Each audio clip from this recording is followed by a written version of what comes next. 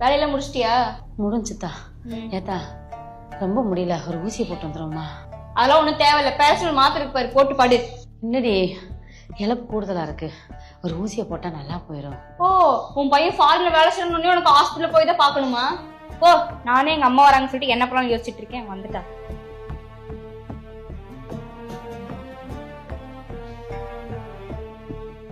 நான் நல்லா இருக்கேங்க, நீங்க நல்லா இருக்கீங்களா? சரிங்க. இருங்க கொடுக்குறேன். ஏத்தா என் பையன் லைன்ல இருக்கான், நான் ஏதாவது பண்றது சொன்னேன் அவ்வளவுதான் மரியாதை, பேசு. ஐயா விக்கி. அம்மா அம்மா நல்லா இருக்கீங்களா? நல்லா இருக்கேன், நல்லா இருக்கேன். நீ எப்படியா இருக்க? நல்லா இருக்கேம்மா. சாப்பிட்டீங்களா? சாப்பிட்டியா? சரி சரிம்மா. உடம்பு நல்லா இருக்குதுல்லம்மா? நல்லா இருக்கியா, நல்லா இருக்கியா? சரி சரிம்மா. அம்மா உடம்பு முடியலன்னா உடனே மருமகள்கிட்ட சொல்லிட்டு ஹாஸ்பிட்டல் கூட்டிட்டு போயிட்டு வந்துருமா? சரியா சரியா சரியா. ஐயா மருமகிட்ட கொடுக்குறியா?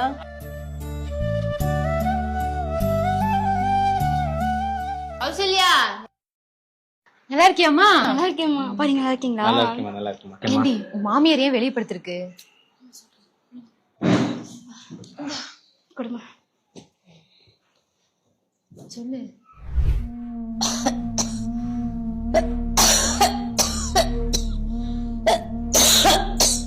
கௌசி மா,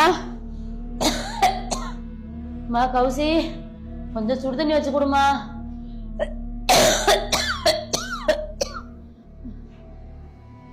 கௌசி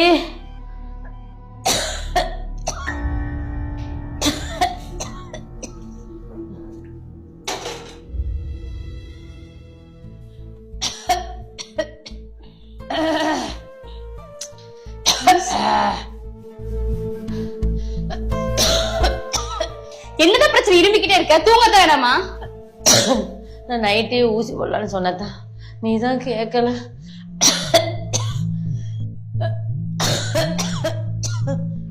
வீட்டுல சின்ன பையன் வேற இருக்காமா, அந்த பொம்பளைக்கு வேற இழப்பு இருக்கு. பையனுக்கு ஒட்டிக்கிச்சுன்னா என்ன பண்றது, அதாங்க போட்டேன்.